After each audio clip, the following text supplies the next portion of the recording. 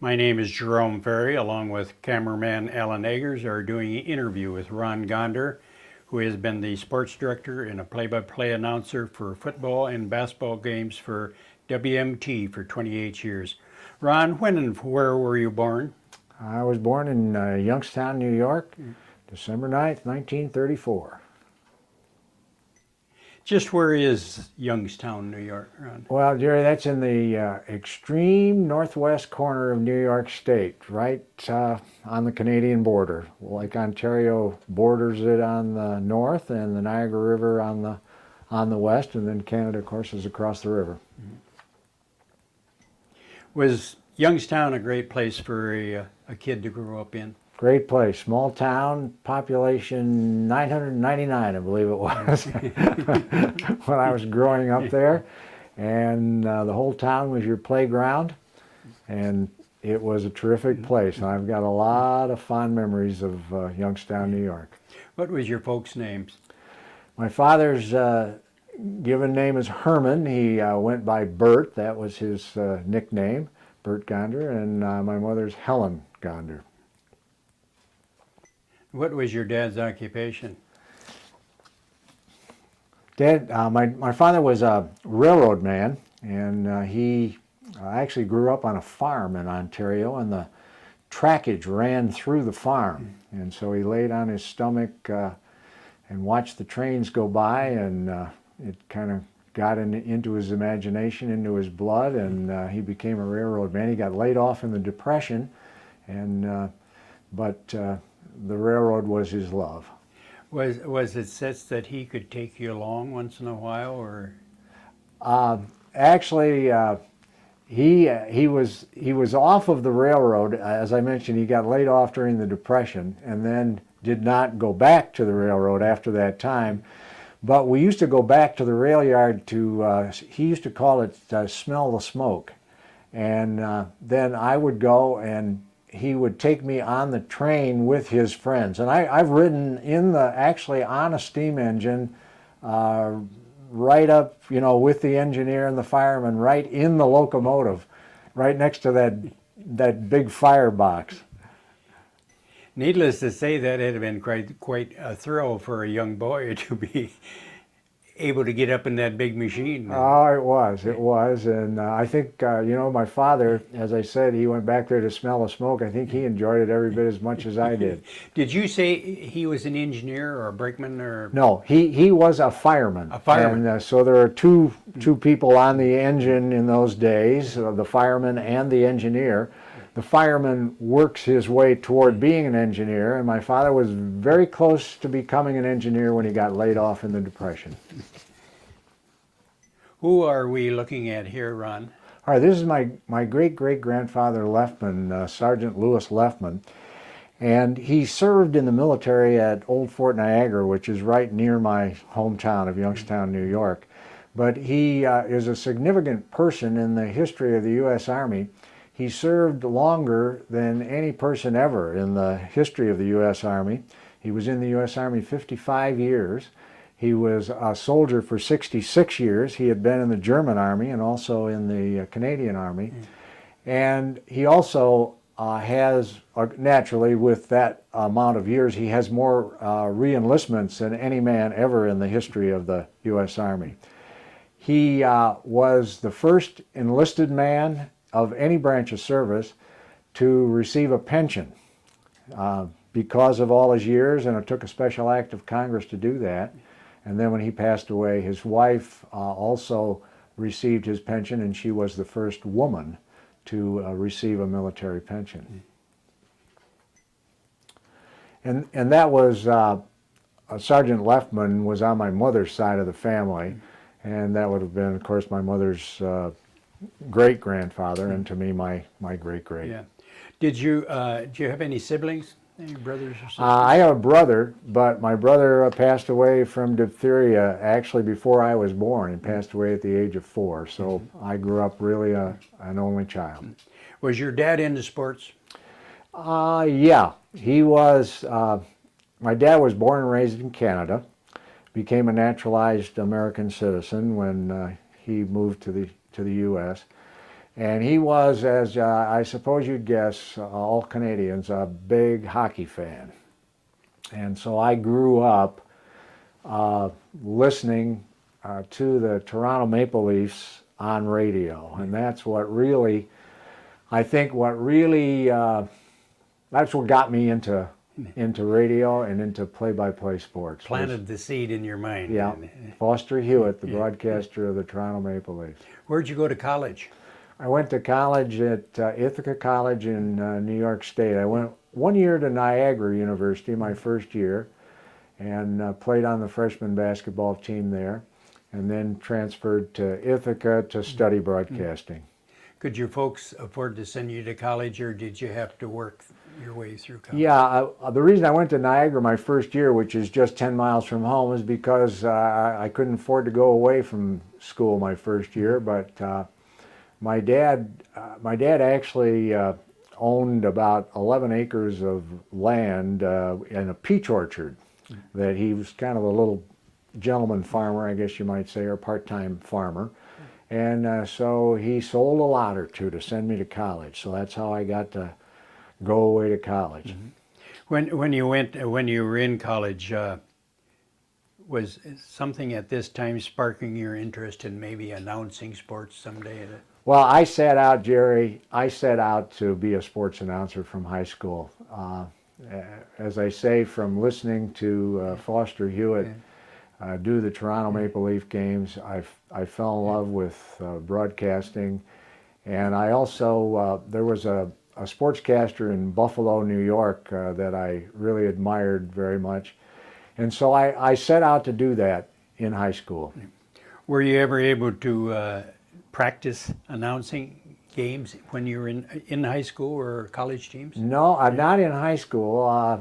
The first games I did were in college, and we had the opportunity there. They had a radio station, of course, at Ithaca, and the students got to do games on that radio station. Was speaking in public easy for you? Yeah, always easy. I think maybe it was very helpful. I mentioned that my great-great-grandfather served at Old Fort Niagara, and it's a historic fort today, open to visitors, and really quite an interesting tourist place in that part of the country. And I worked as a guide there for 5 years at the fort, and so I think that bit of speaking before the public probably helped me a lot, you know, as far as easing my way, being at ease, I guess I should say, in broadcasting. What was your, I know you went to military, but did you have any jobs after graduation from college before you went into the military? I took a job coming out of college in Erie, Pennsylvania as a music host, disc jockey. And then the military was kind of breathing down my neck. That was back in the draft days. Everybody had to go, you know. So I had joined the Naval Reserve, and I was in the Naval Reserve, and so I had an option whether to be drafted in the Army or elect Naval Reserve, Navy. And so I decided to go in the Navy, and that's what I did. I worked for about 6 months and then went in the Navy. What time period was this? This was, I graduated from college in 1956, and then I went in the Navy in the fall, actually, of 1956. Then after service, then what? Well, during service time, I worked part-time for the radio station in Niagara Falls, New York, one of the stations. And I thought, well, maybe if I'm going to get my master's degree, maybe this would be a good time to do it. I was a little apprehensive about play-by-play sports because there were a lot of professional athletes that were coming right out of retirement, say retiring from playing and going right into play-by-play jobs. And I thought, wow, how's a guy like me going to compete? So I thought, well, I think I would like to get myself backgrounded in news, and I would be happy to work in broadcast news. And so I decided to go get a master's in journalism when I came out of the military. Then Where did you take a first job after you got your master's? After I got my master's at Northwestern, and that's how I came to the Midwest, actually, to do my graduate work at Northwestern University in Evanston, and then started working jobs in the Midwest. Okay. Were you married yet? Got married kind of midstream at Northwestern. Had met my wife just in the few months before I left to come to Northwestern. And so in the middle, I took a little break. I had to do what amounted to about a year and a half at Northwestern to do the master's. I had to make up some work. And so I took a little break and we got married in between. Okay. And who did you marry?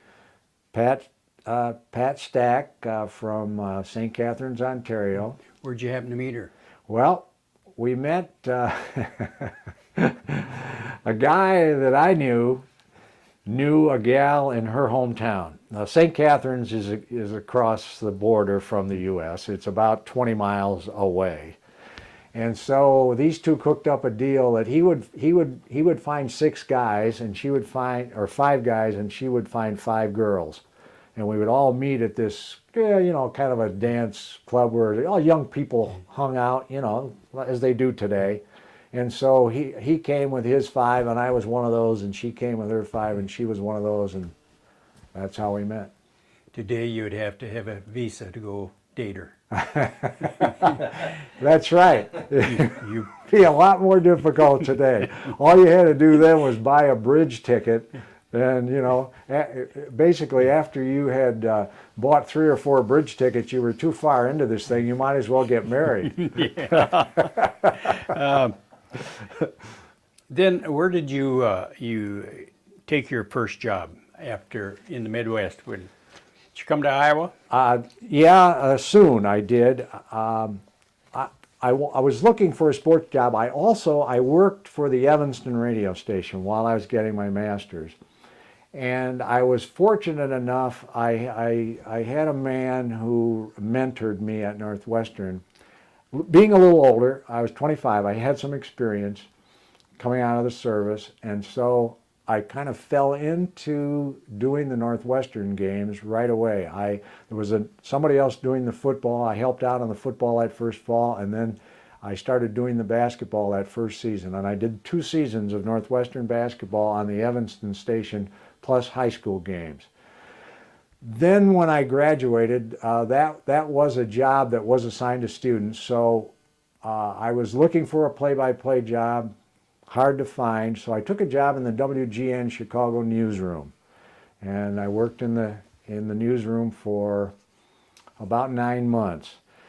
And then this gentleman, Basket Moss, who, as I say, helped me immeasurably and was kind of my mentor, he suggested that it might be good, since we weren't finding a sports job, that I take a television job and get some television experience. So he had another Northwestern student who was the news director at a Sioux City television station. And so I took that job as I did the noon TV news and did the weekend 6 and 10 news there, and that was really my first job out of college. Did you enjoy doing the news? I did. I enjoyed that very much, and my little side story there to that one is that my weatherman on Saturday night for the 10 o'clock, 6 and 10 o'clock news was Tom Brokaw, and Tom was at that time was a student at the University of South Dakota, and he would drive down from Yankton, and he was the part-time weatherman on the weekends at that station, KTIV in Sioux City. What do you suppose helped him to get where he did? Yeah, I'm sure it did. I'm sure that he was, that was his beginning. That was his start, and I have run into Tom over the years, and he remembered you. Oh yes, we talk about old Sioux City times. And then from Sioux City, where did you go? Well, then from Sioux City, again, my angel from Northwestern, my angel professor, my mentor, Basket Moss, called and said that there's a play-by-play opening for the University of Illinois for this actually the university broadcast. The university has its own network at the time.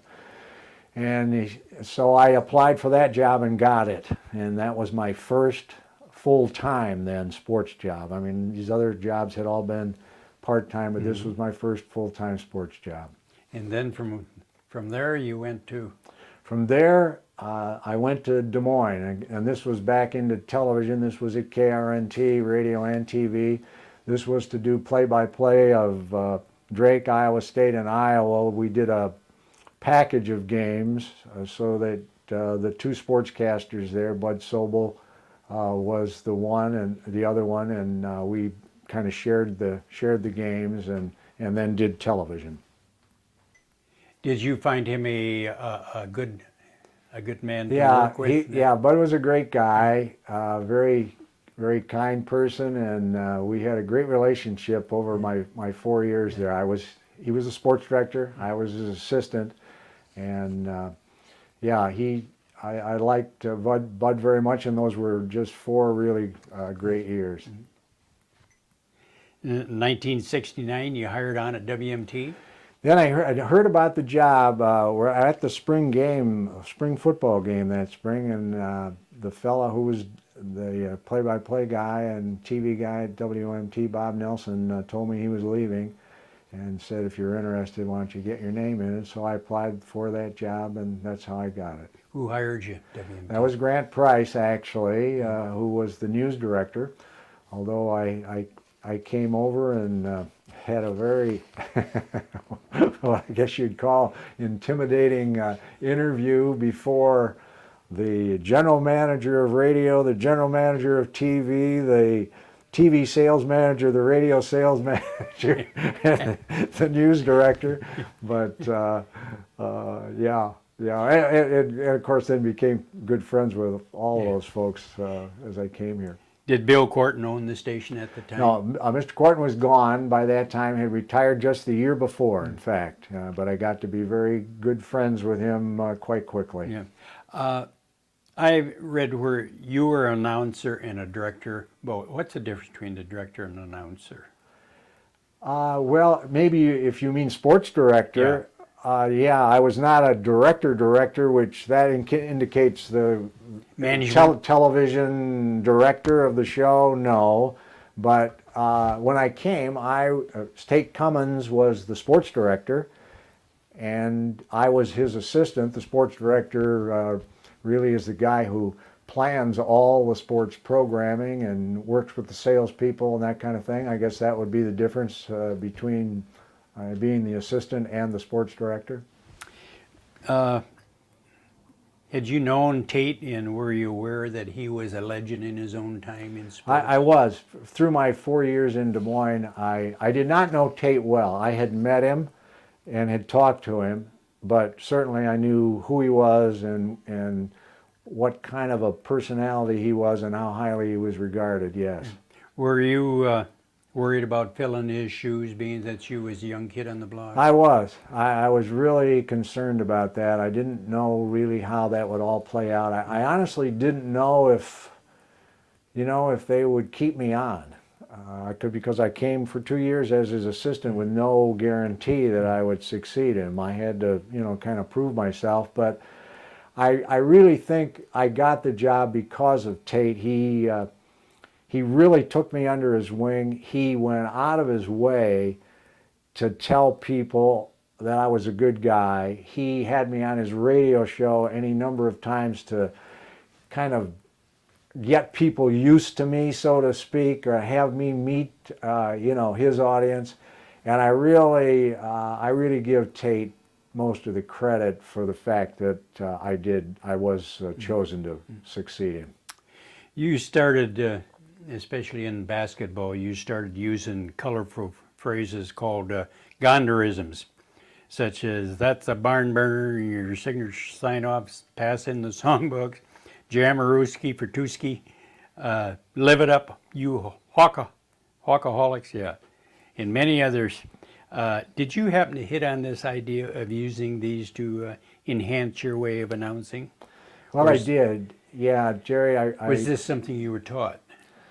no, only taught by hearing those phrases used by other announcers, and I just concluded early on that certainly our words were our tools, and these were the words were the salt and pepper of what you were describing. Colorful words and phrases. And so I just started to collect them, and I just started to write them down. And pretty soon I was putting them on these 5x8 cards, and pretty soon one 5x8 card turned into 10 5x8 cards. And then I would look at them and kind of review them, if you want to put it that way, but I would familiarize myself with them. And then they would just kind of Roll sort off of your tongue. come out, at the time that you had a phrase would fit a certain situation or certain time, and then naturally, when people then react to that, then you sort of say, "Oh, okay, that was a good one. They probably would like me to. Maybe I'll use that one again sometime." Would you or could you give us a little mock demonstration of how you may have sounded? Well, when Iowa had the game secure, in my mind, when Iowa had the game secure, then I would say, "All right, you can pass in the songbooks on this one." But I did have to pass them back out one time. I did have to pass, and people have reminded me about that any number of times. It was at Illinois. Let's see, what else could we, well, the crowd, when the crowd got loud, of course, they got loud enough to melt earwax. And if a basketball player was getting pushed around, why, he was getting parked like a piece of farm machinery. And if somebody kind of tripped a little bit as he was dribbling or whatever, he would have stumbled and staggered down the lane like Grandpa coming home on Saturday night. And then if a football player was he was a receiver and he was a rusher and a receiver, and he'd done a lot and built up a lot of yards, he was busier than a mustard paddle at a wiener roast. And then if somebody on the other team that we would like to kind of make fun of a little bit, we might say that he looked like the Queen of England in a bowling skirt. So don't ask me what sense that makes. Sometimes they don't make any sense.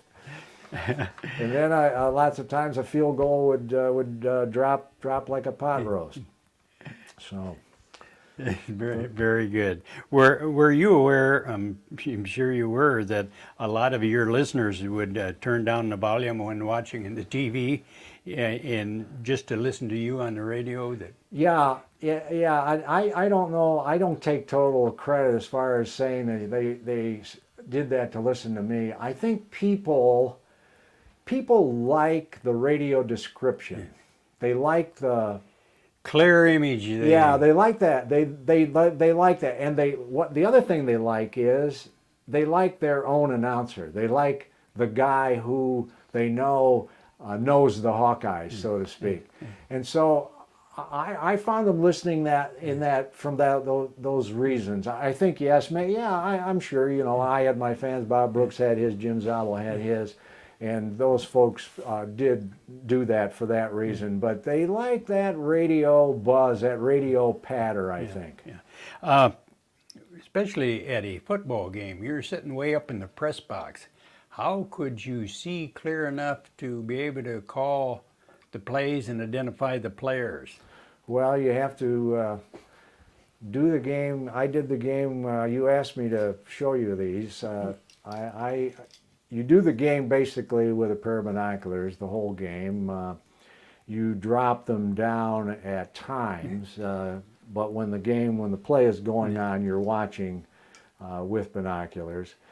These particular binoculars, I took a lot of kidding over the years. They look like your great-grandfather. Well, they well could have been. They're from the World War I period. They were given to me by my aunt when I went to college. I didn't have a pair of binoculars. to do the college football games. And so she gave me this pair of binoculars, and I used them through that time. And then I used them on in my early years, and then it came time. I took so much flack over them that I thought I better get rid of these things that quit having everybody kid me about these. Because they kid me about them, I'd say, well, they belonged to General Pershing, and they used them in the Argonne Offensive. But so I bought a new pair of binoculars, and I couldn't get used to the darn things. And so I went back to these old babies, and then I bought a second pair. About 10 years later, I bought another pair, and I couldn't get used to them either, and I went back to these things. I said, fine, I said, to heck with it. They're just right. One thing, when you're talking, you shake the binoculars. When you're talking, if it's a very powerful binocular and it's in tight, you shake it. Well, these aren't that strong, and so they didn't shake. They're very steady, and they're about what I wanted, so what the heck. Let them kid me about it. Besides that, after about 10 years, they had a lot of sentimental value to him. Yeah, they did, Jerry, because really, a family member gave them to me, and so they did have some sentimental value in that way. In the sports world, you were known as the Big Shoe and also Goose Gonder. Who gave you these nicknames? Well, I guess the Goose thing, some of the people back home, some of my friends back home did call me that. When I came to the Midwest, of course, I totally lost that. But then there was a fellow that I worked with at KRNT in Des Moines, Don Soliday, and he started calling me Goose. So I think that's where that came from. As far as the Big Shoe business, definitely they called me that back home because of my size 15 feet. And then when I think it didn't really, people didn't start calling me that here until we had a roast for Hayden Fry, and I kind of made up a name for myself, and I called myself the Big Shoe, and I was imitating someone in this rib for Hayden Fry, and then the Big Shoe thing kind of started to catch on, and that's how it happened here. You have a nice photo there of Hayden. What time period do you suppose that was? Those photos, those three pictures, all are from the time of the Learfield Network when we went from the multi-broadcast to one origination. That was in 1997, and so I did the halftime interview with Hayden on the field when he came out of the tunnel, came back for the second half, and those three pictures are all from that period. Before that time, I was doing my radio pregame with Hayden, but that this particular time is from the Learfield Network. Did your son Carl ever express an interest like you did in sports announcing? Well, yes and no. Carl went to college to study journalism at Augustana in South Dakota, and not with really a lot of thought of getting into broadcasting, but after he graduated, he did have one job in television sports. And other than being with me, he was with me for those 7 years on the play-by-play, doing the color on the play-by-play. Yeah. Did he play basketball in high school? He played at Cedar Rapids, Washington, and was an all-state player there, and then went on and got a scholarship and played at Augustana in Sioux Falls, South Dakota. Did you ever announce a game that he was playing in? I did. I did a state tournament game. His team went to the state tournament when he was a senior, and it is truly one of the thrills of my life. The other part of that is that my son Jack's team, several years later, also went to the state tournament, and I got to do that game. So I got to do state tournament games of two of my sons, which are truly a highlight of my broadcast time. He never had the urge to follow in your shoes as far as broadcast. No, I don't think so. Not as a full-time endeavor. He has done some part-time announcing and has done some in Cedar Rapids in recent years. Has done basketball and some football play-by-play, but only as an avocation. Okay, in the about the 1988, Frosty Mitchell assumed control of WNT and decided he wanted to do the announcing. What were your feelings at this time? That were you? I don't know. I'll let you explain it. You had to been Well, yeah, let's befuddled. let's talk about the background a little bit. Frosty had his own network. Frosty Mitchell had his own network out of his Grinnell station, and then he and partnerships bought the WMT station, and we were originating our own. Of course, WMT was originating with me. After one season, for business reasons, he thought it was naturally a better idea just to combine the two broadcasts. Why have two broadcasts going when it doesn't produce, twice the revenue, you have twice the expenses? So he decided he wanted to do one broadcast. So he talked with me and said, would you be interested if I wanted to combine the two broadcasts and I did the radio? The television replay of Iowa football is coming open. Would you be interested in doing that? So I talked with my partner who did the color with me for some 18, 20 years, Mike Riley, and we agreed that would be a pretty good idea. I would help Frosty with what he wanted to do, and we would still be doing Iowa football. We'd be doing something a little different, maybe a little exciting, really, do the television. So we did that. Unfortunately, it only lasted for 2 years. Then it folded. The television thing folded. So that's during the period of the 6-year period when I was not doing any Iowa football. But that wasn't Frosty's fault that it folded. And so I really, from my standpoint, I totally understood what he wanted to do, and I think it would have worked out very, very well had the TV not folded. Do you think he ever had a clue as to what the repercussions would be with the sports fans when you were out of the picture?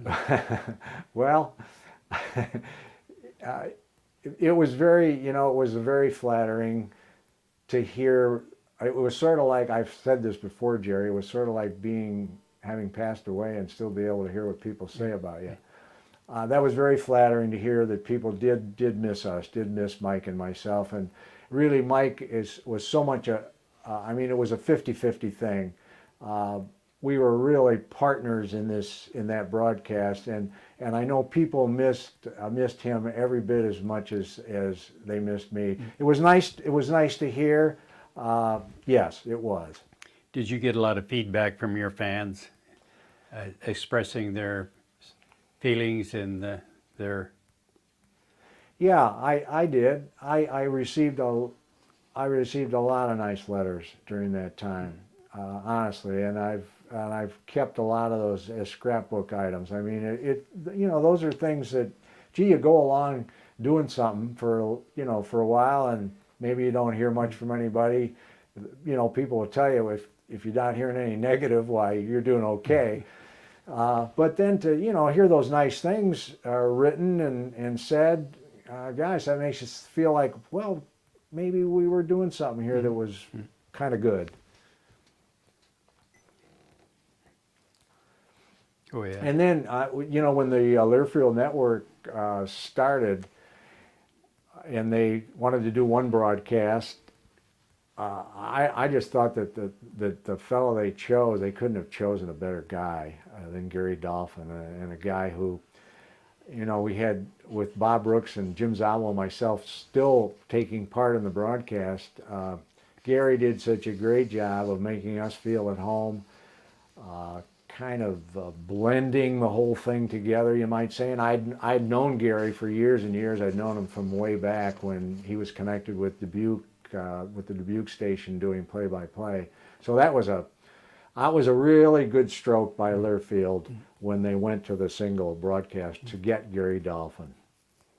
Do you ever think back about all the coaches and all the people you met in this career and all the movers and shakers in sports? You met a lot. Yeah, and that's been a great thing about the business and about being able to do this.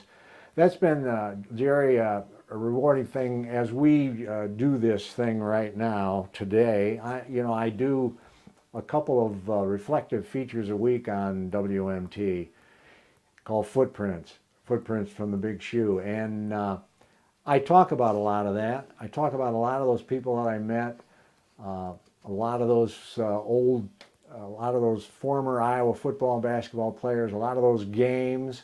So those things now, I've always thought that we're doing them for our air on WMT, but they're also, I'm having all of those put on CDs so that we have those. We have those reflections of those people that, you know, I'd met and that others would be interested in. After going through all of this, did you stay on at WMT, or did you decide to retire? I stayed on for 3 years after the Learfield Network, after we went to the one broadcast. I did come back when the Mitchells and the Rays sold WMT. I came back, Mike and I came back and did one final year in 1996 of Iowa football, our 20th together. And then that's when the single broadcast came in. I stayed on the single broadcast for 3 years. And I was ready to retire. I was, you know, I was at that age. I was past 65. And so I thought this is about right. And so that's when I decided to retire. After how many years? I was 31 years at WMT, and that was in the year 2000. Yeah. After thinking about it later, Ron, did you ever feel maybe it was a good that you more or less was forced to step aside because you were probably at your peak? Yeah, I was 62 when the Learfield Network, the single broadcast came in.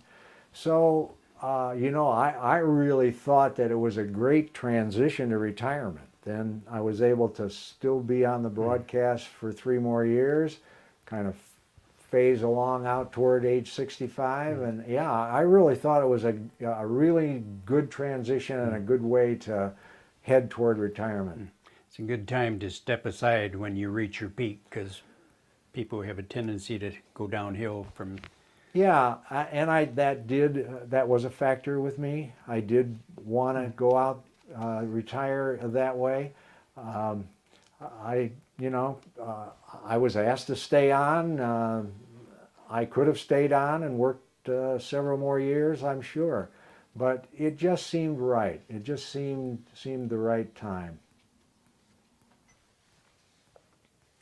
Well, you're looking at the Sportscaster of the Year plaque, and that is given by the National Sportscasters and Sports Writers Association. Each state votes on its own winner.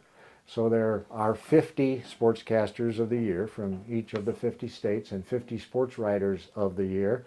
And my first award came in the state of Iowa in 1970. My peers in the business, sportscasters and writers, voted me as Sportscaster of the Year. Then the tabs below, you get just the one original plaque, and then if you win it again, you get a tab to put, and then you see 1971, if you can see that, that's the next one, and on down to the total of 8 of them. My last one in 1997, which was particularly rewarding because that was my last play-by-play year was 1996 and basketball 96-97, so I thought, boy, that's pretty nice.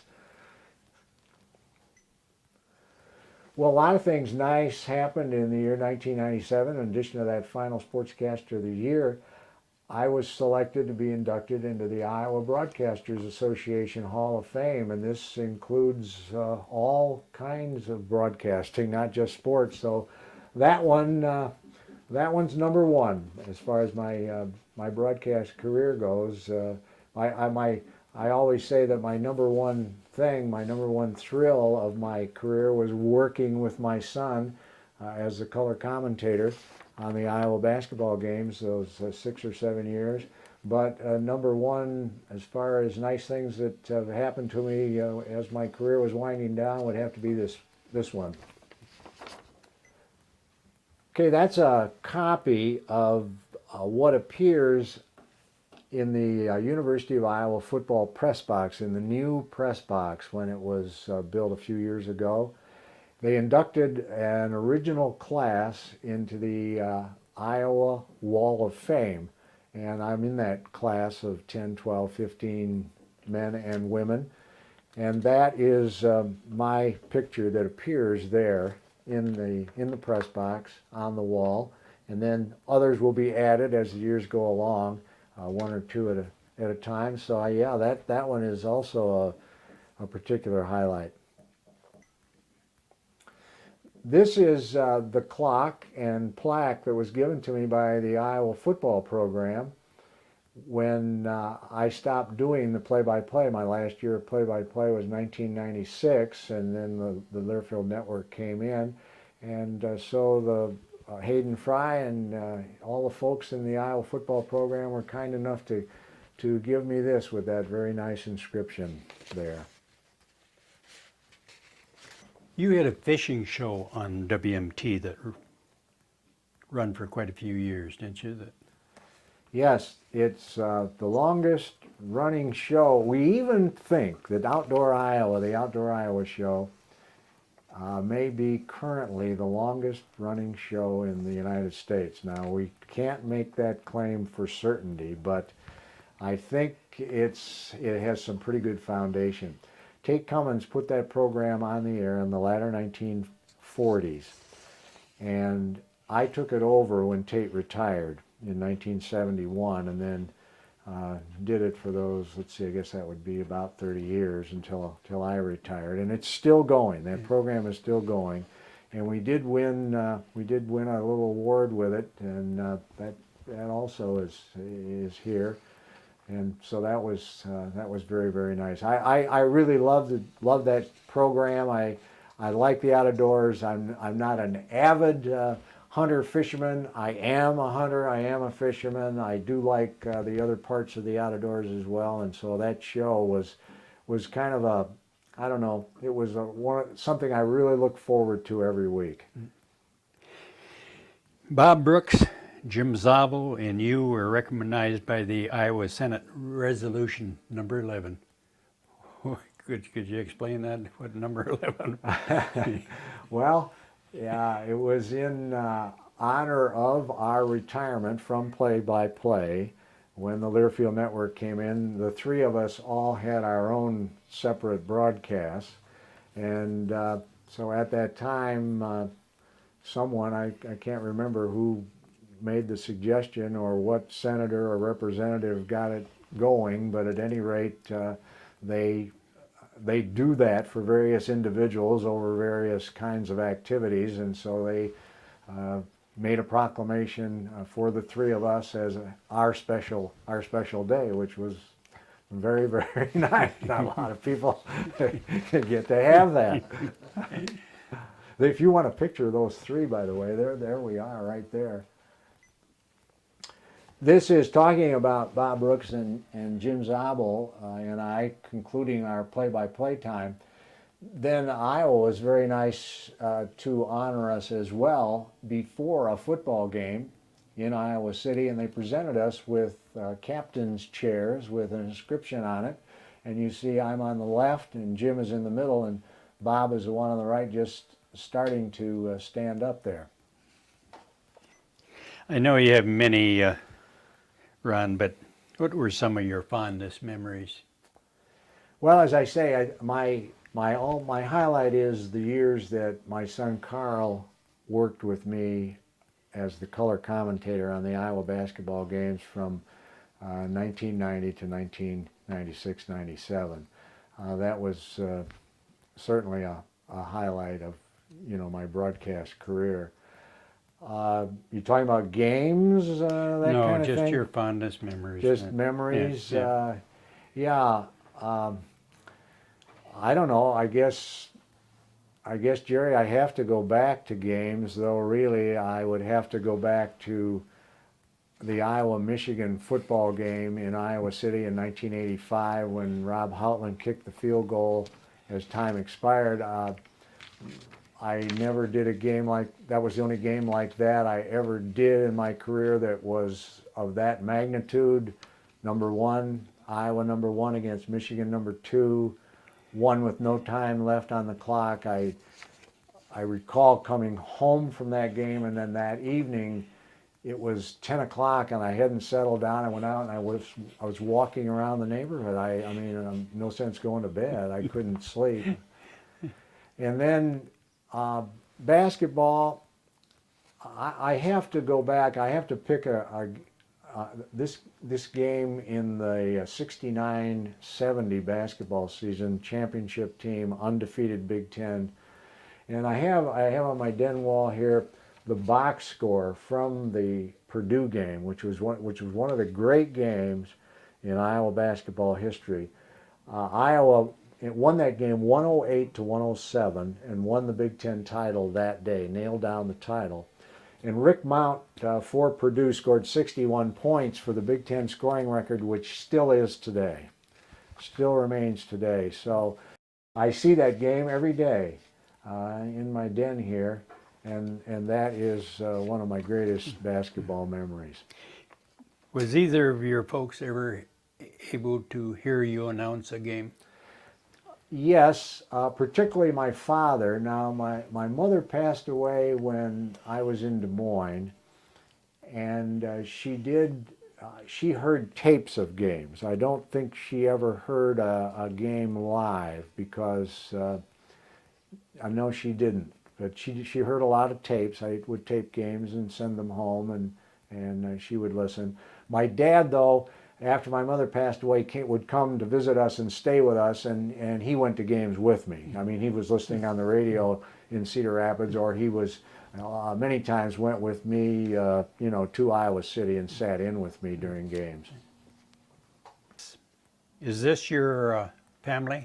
All right, Ron? this is the whole gang. Fairly recent picture, yes. You want to identify them starting down at the bottom and with your pointer? All right. This is grandson Jabe, granddaughter Shanae, granddaughter Julia, and grandson Christopher. Mm-hmm. And then we have my daughter Joellen here, my wife Pat here, good old Ron, of course. Our daughter-in-law Laura, who is married to my son Jack. This is son Carl, his wife Shirley, and my son-in-law Mike, married to Joellen. Mm-hmm. Did Pat ever work in the booth with you? Only in basketball. Occasionally she would keep the running score. Football, she pretty much sat in the corner and ate popcorn. Did she ever go to any sports events out of town with you, or is she busy at home raising the Well, kids? early when the kids were growing up, didn't go much, but later went quite often. Usually if we went to a tournament in Hawaii, or we went to Alaska, or someplace special like that, she would often go. This is you and Pat? There we are, yes. Remember the event you're at? Yeah, that's a picture, I think it was at our son Carl's wedding, I believe. Did your wife work outside the home, or she? She did not until the kids were ready to go to college. And then she had, in those years just before the kids were ready to go to college, she went to Kirkwood and got her degree in recreation, and decided not to go on. The plan was to go on to Iowa and finish up and get her 4-year degree. She decided she would rather go to work, and so she started into that field, and she got a job at St. Luke's Hospital and in recreation therapy, and has worked there for 30 years. I'm sure you just didn't sit down when you retired. What have you been doing since retirement? Well, Jerry, there were a lot of things that I wanted to do in the community, things that I wanted to take part in the community that I never had time to do before. And so I've done a number of those things, particularly in the field of recreation. I'm especially interested in that. I'm on the Cedar Rapids Recreation Commission, have been for a number of years now. I'm at this point right now, we are hoping to get a new community recreation center. And I think we're going to see that happen here sometime soon. But there's a group of us, we've been working on that for almost 5 years now. So that's been one thing. we wanted to do some traveling. We're avid national park hikers, so we have been visiting a lot of those national parks that we hadn't gotten to before.